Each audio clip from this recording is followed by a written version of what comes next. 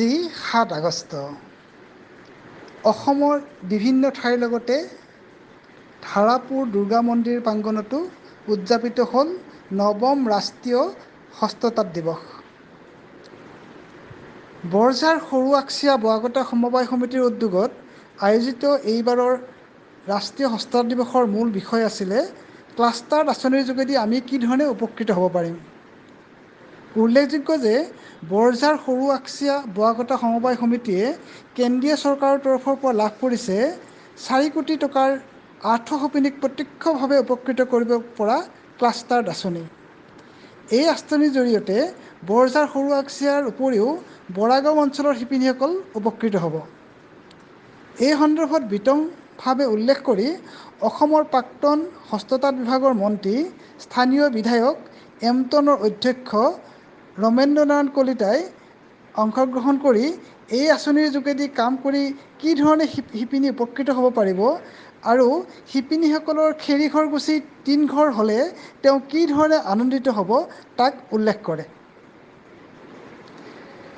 বৰঝাৰ সৰু আকচিয়া বোৱাকটা সমবায়ৰ সভাপতি ধৰিত্ৰী দাসৰ সভাপতিত্বত অনুষ্ঠিত সভাত হস্ততাঁত খণ্ডৰ পুৰোধা ব্যক্তি এন ৰাণা পাটগিৰিয়েও সভাত অংশগ্ৰহণ কৰে।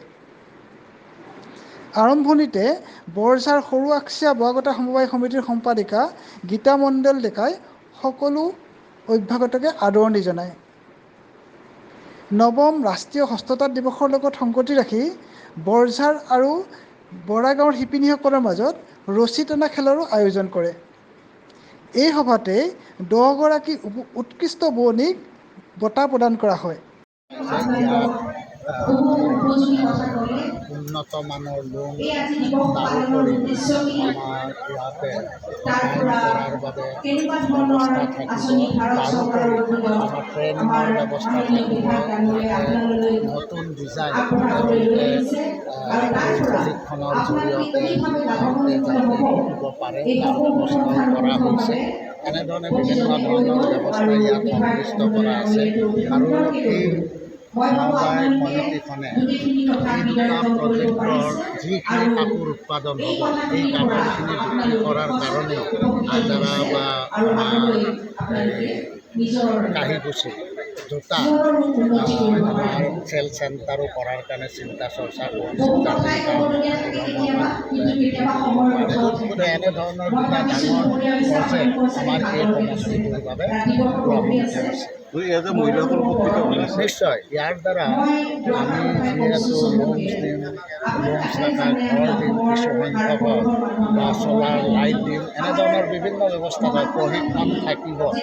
তাৰোপৰি কমন ফেচিলিটি চেণ্টাৰত এতিয়া আমাৰ মুকলি ঠাইত আমাৰ যিটো বাতি কাঢ়িব লাগে এতিয়া আমি ৰুমৰ ভিতৰতে আমি বাতি কাঢ়াৰ প্ৰশিক্ষণ দিয়াৰ ব্যৱস্থা লৈছোঁ।